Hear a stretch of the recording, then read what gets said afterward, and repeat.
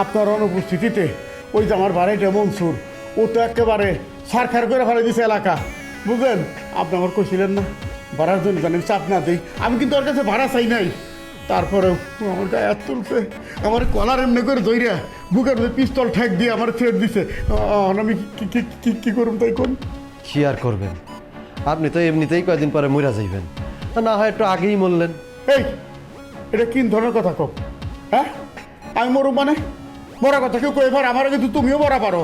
তাছাড়া আমাকে মতো এরকম জনপ্রিয় নেতা থাকতে আমাকে এভাবে মরতে হইব?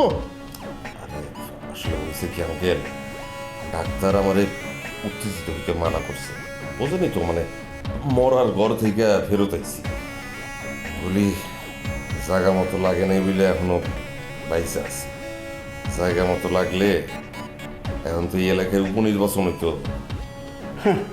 নির্বাচন ছাড়াই ও যে গ্রেডে উঠছে ও নাকি হ্যাঁ নিজেই কমিশনার হয়ে গেছে।